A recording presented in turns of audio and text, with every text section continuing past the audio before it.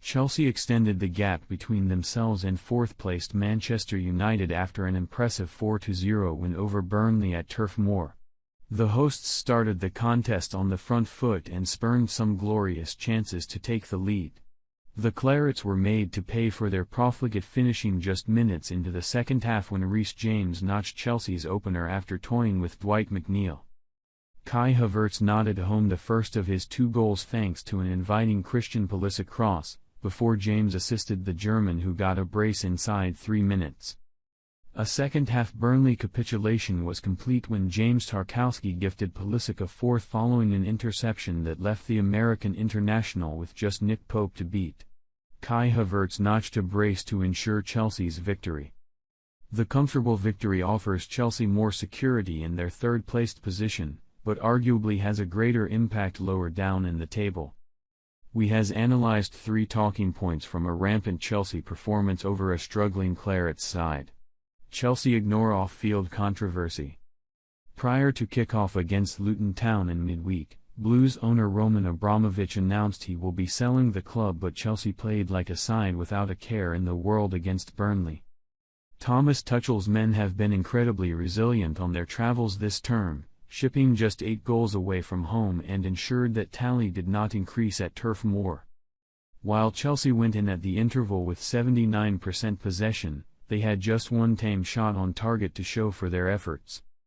However, Tuchel's halftime team talk must have sparked something inside them as the Blues found themselves 3-0 up within 10 minutes of the restart. Reece James returns with a bang. Many of the Stamford Bridge faithful put their underwhelming form either side of the festive period down to the injuries suffered to their first-choice fullbacks. Cesar Azpilicueta deputized in his place, but James' absence was sorely felt and his first start of 2022 at Turf Moor displayed why. The England international offers the Blues a greater attacking threat down his flank, as shown by his delightful opener at the beginning of the second half. James toyed with Dwight McNeil, weaving back and forth before eventually firing a fierce right-footed effort across the face of Nick Pope's goal and into the bottom corner. Minutes later James turned provider to lay Kai Havertz second on a plate from close range. Saul Niguez wastes a rare star. The Spaniard given just his 3rd Premier League start against Burnley, but saw the opportunity pass him by without making much of an impact. Saul has struggled to force his way up the midfield pecking order in the eyes of Tuchel, who so often favors the likes of Jorginho, Kanté and Kovacic in the middle of the park.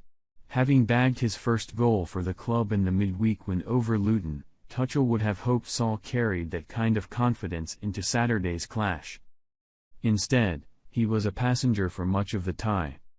Within Saul's Chelsea loan contract, there is an option to buy clause inserted, but it would come as a huge surprise to many were Tuchel to be tempted if the remaining performances are like this one.